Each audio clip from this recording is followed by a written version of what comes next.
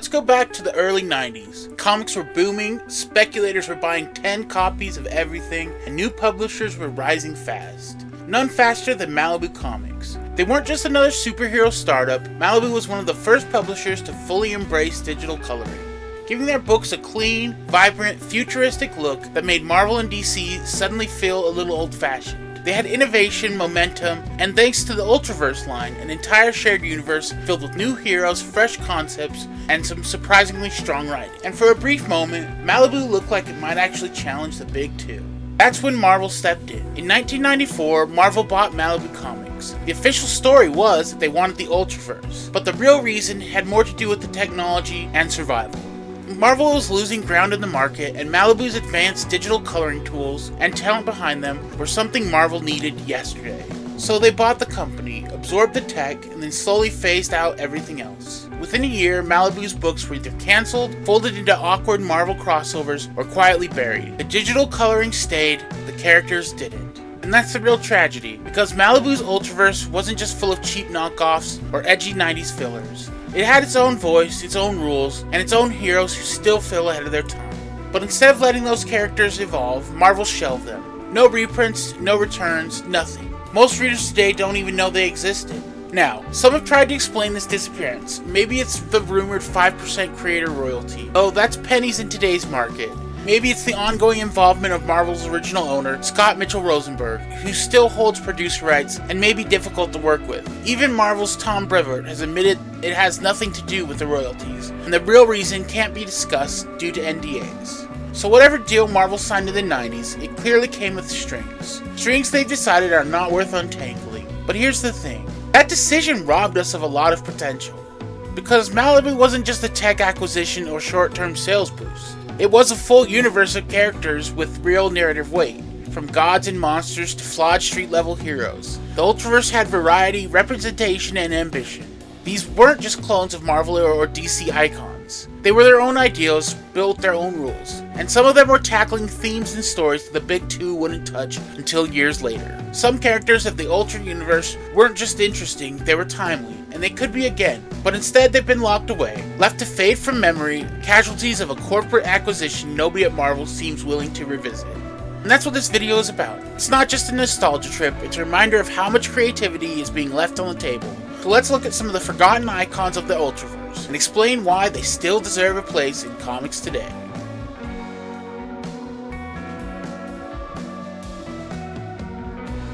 Prime. Puberty with muscles and meat. Kevin Green wasn't bitten by a radioactive spider. He didn't inherit a family legacy or get a ring from space. He just had trauma, and that turned him into the flagship hero of Malibu Comics' Ultraverse. A superhero literally built out of a 13-year-old's twisted understanding of masculinity. Prime made his debut in Prime #1 in 1993, written by Len Straczynski and Gerard Jones, with gloriously grotesque art from Norm Breyfogle. If that name rings a bell, it should. Breyfogle was already a legend from his time on Detective Comics, and his exaggerated kinetic art was the perfect match for a book that lived in a space between superhero fantasy and body horror. Kevin's power wasn't really flight or super strength. Those came after. His real ability was the power to generate a living, hypermuscular adult body made of organic biomatter and wear it like a meat puppet. The body was Prime, a veiny, muscle-bound nightmare who looked like a Frankenstein monster of Superman and every juiced-up hero seen in a 90s wizard magazine. Kevin would literally excrete this thing from his torso, then climb inside it, and when Prime was wounded or ran out of energy, the body decomposed into sludge, leaving Kevin buried inside, gasping, naked, and a kid again. It was weird, it was gross, and it was kind of unique, because Prime wasn't just about powers, he was about projections. Every time Kevin became Prime, the form changed depending on what kind of masculinity he thought would make him feel in control. Sometimes that meant a noble Superman-type protector. Other times it meant Rogue Prime, a grim, dark killer straight out of a Punisher fan's sketchbook. And in one crossover, he became Spider Prime, a monstrous, multi-limbed parody of Spider-Man, after meeting Peter Parker in the Marvel Universe. Kevin was always trying on different kinds of manhood, and none of them fit. Despite all that, and maybe because of it, Prime was a hit. He quickly became one of the faces of Malibu's Ultraverse, starring in crossovers, team books like Ultraforce, and even a proposed animated series. Malibu released action figures, hyped the brand, and started laying the groundwork for a Prime-led multimedia franchise. He was even one of the few Ultraverse characters to survive Malibu's acquisition by Marvel in 1994, appearing in the Black September soft reboot that tried to integrate the Ultraverse into the Marvel continuity. But the resurrection didn't last. Prime's last major appearance came in 1996, and since then he's been locked into limbo. Marvel still owns the right, but internal rumors suggest complicated contracts, creator equity disputes, and potential royalty headaches that make the reboot more trouble than it's worth. Some insiders have flat out said Marvel won't revive the Ultraverse because of what it would require behind the scenes, and so Prime sits on the shelf, remembered by collectors but unknown to some modern readers. Which is ironic, because if there's any Ultraverse character who could actually work today, it's him. Forget the capes and goo for a second. At its core, Prime is about a powerless kid building a superhero from muscle and rage and pop culture, because he doesn't know who he's supposed to be. He isn't just wearing a costume, he's constructing an identity. That's not just a compelling character, that's every teenager in the age of internet personas. Reboot him as a horror-tinged coming-of-age story, and you've got a hit waiting to happen. But for now, Prime stays buried. Just another forgotten icon of a dead imprint, decomposing on Marvel's vaults.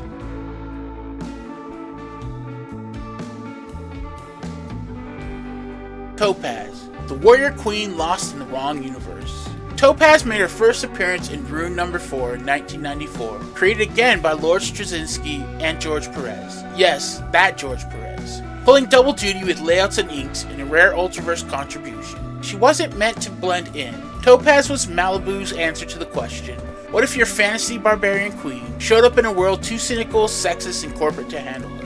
Hailing from a brutal matriarchal dimension called Gwendor, Topaz was bred for battle, honor, and rule. In her world, men were barely above livestock. Power belonged to warrior sorceresses who lived and died by the blade. But thanks to a cross-dimensional conflict involving the blood-sucking chaos that is Rune, Topaz was stranded on Earth. Specifically 1990s Earth. So instead of leading armies, she's trying to survive Los Angeles. That's like falling from a throne into a trash fire. Topaz is the kind of character who never compromises. She doesn't play nice, doesn't pretend to be someone she's not, and she doesn't wait for male approval. She is fierce and agile warrior with expert skills in swordsmanship, staff fighting, and hand-to-hand combat. Her signature weapon is a metallic staff that she can summon or dissolve at will, able to deliver powerful energy blasts or serve as a melee weapon. She can also transform her skin into a reflective, metallic armor that grants her flight and protects her from radiation and physical attacks. This unique blend of mystical armor and combat prowess makes her a formidable force on the battlefield. If someone calls her exotic or questions her authority, she doesn't clap back, she breaks bones. Eventually, Malibu threw her into Ultraforce, their big team book meant to unify the Ultraverse. But even there, she stuck out.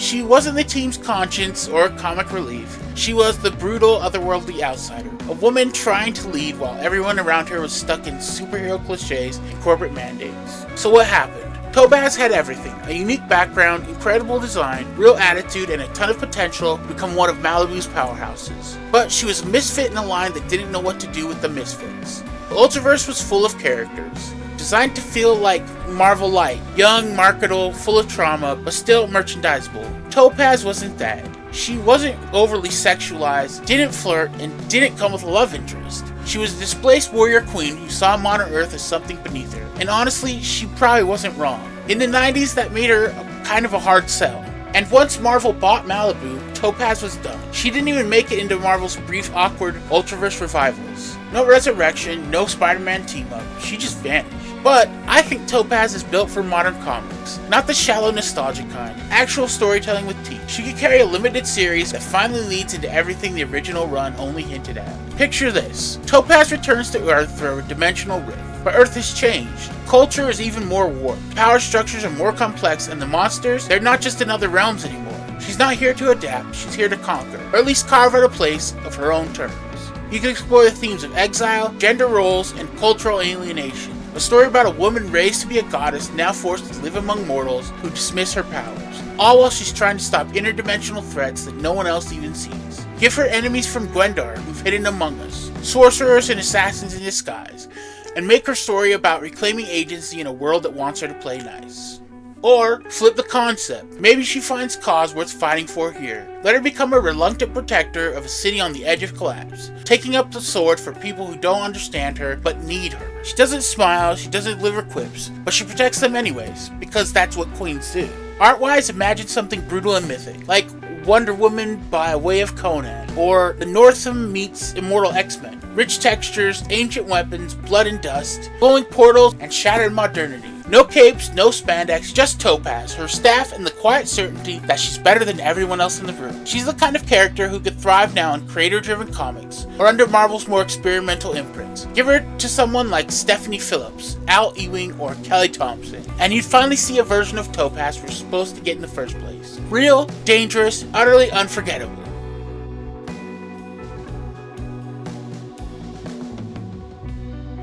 Ghoul, the rotting heart of the exiles. Every superhero universe needs its outcast, its freak, the one that just doesn't stand outside the system. He digs up its grave and talks to the bones. In Malibu's Ultraverse, that was Ghoul, a half-dead man with decomposing skin, a morbid sense of humor, and the unwanted ability to speak to the dead. Ghoul wasn't built to be a brand, he was built to rot. Ghoul made his first appearance in Exiles #1 in 1993. Created by Steve Gerber, Chris Ulm, and Paul Pelletier. And while Exiles was meant to be Malibu's answer to books like X-Force or Suicide Squad, it had a meaner streak, a grim fatalism that Gerber, known for his work on Man-Thing and Howard the Duck, leaned into.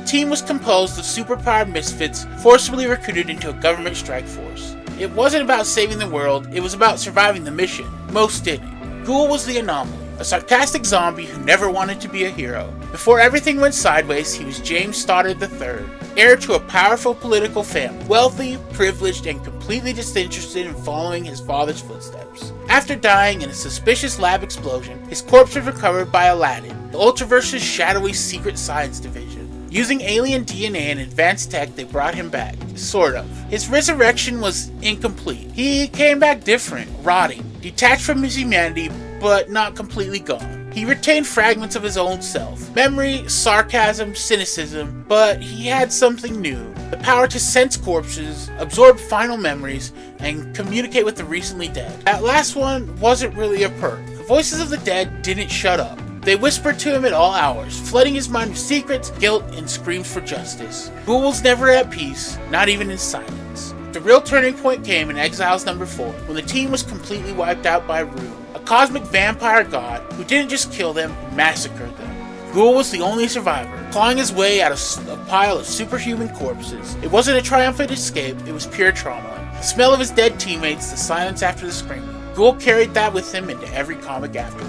His powers made him immune to pain thanks to necroticized nerves, and borderline unkillable since his body could take brutal damage without needing to function, the way a living person does. But his greatest strength was also his curse, that connection to the dead. Ghosts, memories, impressions of violence. It never left him alone. He was the cleanup crew for a world of forgotten deaths. Later, Ghoul found a second life in Ultraverse, but even there he was kind of a black sheep. While the rest of the team fought gods and aliens, Ghoul lurked on the fringes, smelling like a morgue, uttering punchlines and warnings no one listened to. His role was rarely central, but he did ground the story. He reminded you that all heroism came with a body count. Ghoul never got a solo title. He existed in ensemble books and was never given space to fully explore the trauma and supernatural horror that defined him. He wasn't super marketable, not in the traditional sense. Then came Marvel's acquisition of Malibu. The Ultraverse was slowly absorbed and shelved. Legal entanglements, creative confusion, and poor long-term planning, like we've talked about before, meant Ghoul and the Exiles with him faded away. Even in a world obsessed with zombies, the one character who was a zombie never got the revival he deserved. Here's the thing. Ghoul wasn't just ahead of his time, he was designed for a time like now. Modern comics love flawed, tragic, haunted protagonists. Think Moon Knight meets Constantine, with a dash for immortal hope. Ghoul could thrive in a horror noir series that leans into a psychic link with the dead, not as a gimmick but as a narrative device. Imagine him solving crimes through the eyes of murder victims, or tracking forgotten heroes no one else remembers, or being haunted by the ghosts of the Ultraverse itself, trying to claw their way back into relevance through him. There's also incredible meta potential reviving Ghoul as a forgotten character. He remembers the Ultraverse. He remembers the death of his world. He's a lone freak stumbling through a Marvel universe that doesn't recognize him, filled with ghosts of stories that no longer exist. That kind of metafictional grief, a man mourning reality that's been editorially erased, could hit hard if done right. Ghoul doesn't need a rebrand, he needs a resurrection. And if Marvel ever figures out all the problems and decides to dig up the Ultraverse, it should be the first one to crawl out of the grave.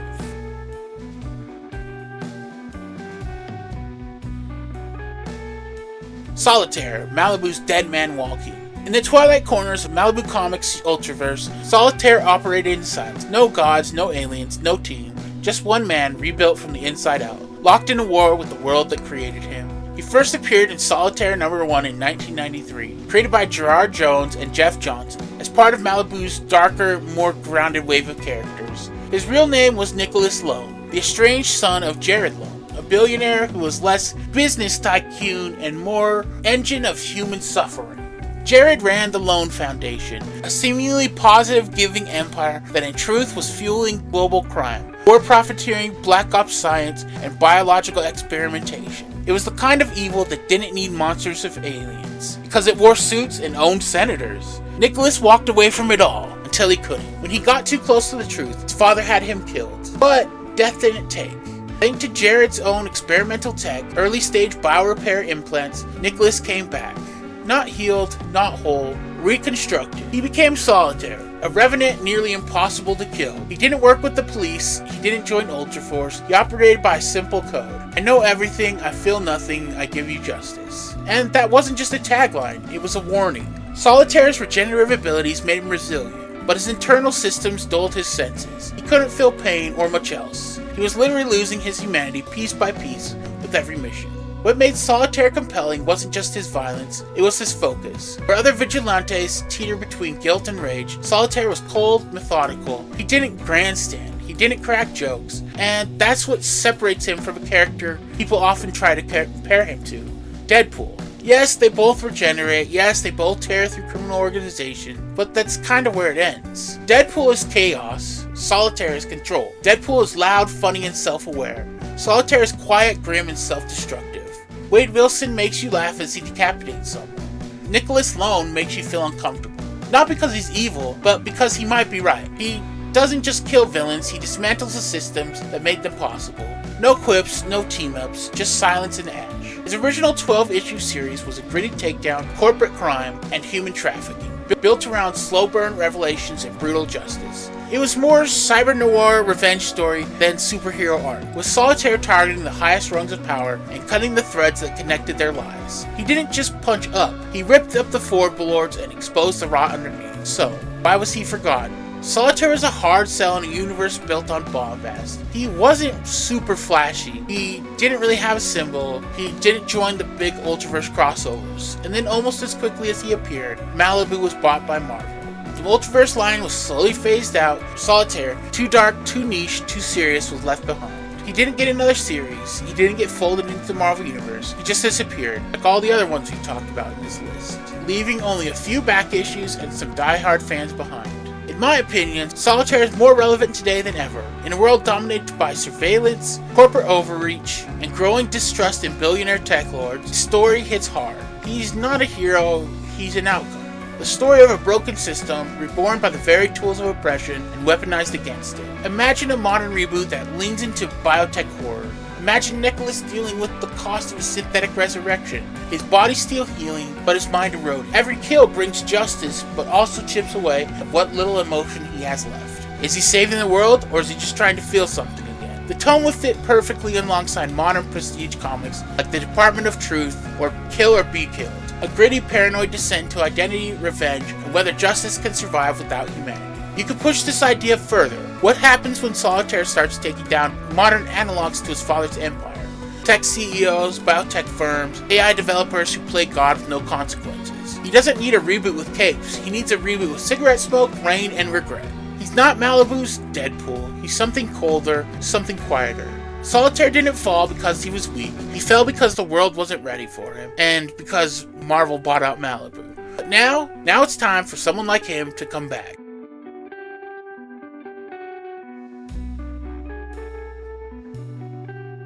Prototype, the hero on lease. Prototype was never meant to be a person. He was really a product, a brand, a high-tech mascot wrapped in alloy and attitude. Ultratech didn't need a hero, they needed a symbol. Someone photogenic, obedient, and equipped with just enough firepower to look impressive during shareholder meetings. That's what Jimmy Ruiz was hired to be. At first glance, he looks like an Iron Man clone. Armor, flight, repulsor-style blasts, the whole package. But Jimmy Ruiz is no Tony Stark. He didn't build the armor, he didn't fund the company, he didn't control the mission. Jimmy was installed into the suit, surgically modified, wired into Ultratech's proprietary systems, and paraded around like a piece of marketable hardware. Stark owns everything about Iron Man. Jimmy, he was the product. The difference isn't really cosmetic, it's existential. And Jimmy's origin wasn't that of a genius billionaire either. He was a street-level kid from the rougher side of life, Latino, caught up in gang activity, and seemingly headed for a dead end, until Ultratech found him and gave him a new purpose. Not because they believed in redemption, but because he was a genetic anomaly. Jimmy was an Ultra, born with an internal energy source, powerful enough to drive their next generation armor. They didn't hire him, they harvested him, rebuilt him, and leashed him. But unlike Tony, who saw the damage he caused and vowed to take responsibility, Jimmy's arc is more about extraction and awakening. He didn't make the machine he was forced to become a part of. The suit didn't represent power, it represented ownership. And when Jimmy realized that, he didn't just walk away, he fought. Against Ultratech, against the system, against the idea that people like him are disposable once they outlive their usefulness. Eventually, Jimmy teamed up with his disgraced predecessor, Bob Campbell, an older, one-armed former prototype who was cast aside after an accident. Instead of becoming rivals, they became allies, brothers in arms against the company that built and broke them both. Together they exposed Ultratech's corruption and shattered the illusion of the prototype program as anything noble or sustainable. But Jimmy's journey didn't stop there. He joined Ultraverse, battled cosmic threats like Adelon, and risked everything to save his ex-girlfriend Angela when she was kidnapped by the Yakuza tech crime syndicate. He evolved from a reluctant corporate puppet to a true wildcard, unbranded, unowned, unstoppable. And then he vanished. After Marvel bought Malibu, Jimmy Lee was quietly overwritten by the Black September reboot. The armor, the story, the powers, even his existence were written to put Bob Campbell back in the suit, with Jimmy reduced to a footnote. He wasn't just depowered, he was depreciated. That's exactly why he should return now. Jimmy Ruiz is more relevant than ever. In 2025, when corporations own everything from grocery stores to social movements, Jimmy represents something raw and dangerous, a character who broke the chain. He's a Latinx hero who didn't inherit a mantle, didn't build a brand, and didn't play the game. His powers aren't about ego or intellect, they're about resistance. His armor isn't a badge, it's a battlefield scar.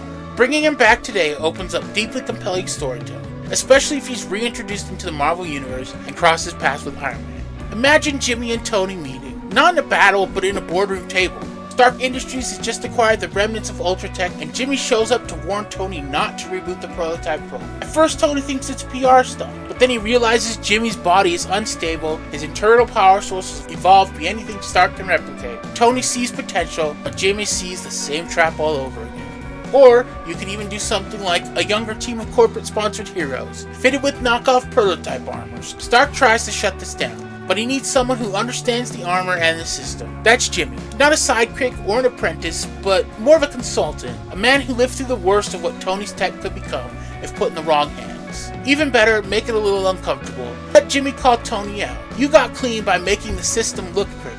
I broke the system's teeth and got erased for it. Let them clash ideologically. Tony sees the bigger picture, Jimmy sees the bodies under it. Or even go darker, Jimmy's powers are mutating. The energy source inside him, once stabilized by Ultratech tech, is now unstable. Stark offers help, but does he mean to help or study him? Jimmy has to decide, trust the man who's always seen the armor as a second skin, or run before he becomes another lab experiment labeled classified. Prototype offers Marvel something rare, a grounded, pissed off, morally complex character who didn't come from privilege, doesn't crave celebrity, and already beat the machine once. He's a critique of the entire superhero industrial complex. In a world where most heroes are a brand, Prototype is a reminder not everything powerful wants to be owned. He was never just a prototype. He was what happens after the system fails. So, what happened to the Ultraverse? The real answer is locked behind NDAs and vague statements, but the result is clear. Marvel buried a universe. Whether it was legal red tape, corporate ego, or just plain disinterest, characters with rich backstories, compelling arcs, and unique perspectives were shelved without a second thought. And that's the tragedy, because the Malibu characters weren't just knockoffs or filler, they were bold, weird, messy, and in a lot of ways, in my opinion, ahead of their time. In a comic landscape that claims to crave diversity, fresh idea, and new voices, it's hard not to wonder why Marvel won't tap into the vault they already own. These heroes don't need to take over the Marvel Universe. But they deserve more than dust. I mean, give them some reprints, miniseries, maybe even just digital exclusive. Anything that lets new readers discover what made the Ultraverse matter. because for all the multiverse Marvel keeps collapsing into each other, maybe the most interesting one is the one they've been ignoring for 30 years. If you enjoyed this video, why not give it a like or subscribe for more comic content? Be sure to let me know down in the comments which Ultraverse character you'd bring back, and also how you would do it. I also want to say thank you to everyone who supported the channel, whether through subscribing, liking, sharing your thoughts about comics, or just leaving a positive comment. The growth lately has been incredible, and I'm genuinely excited for what's ahead. I've got plenty of videos planned, including some I think you're going to really enjoy. Thanks so much for watching, and as always, I'll catch you in the next one.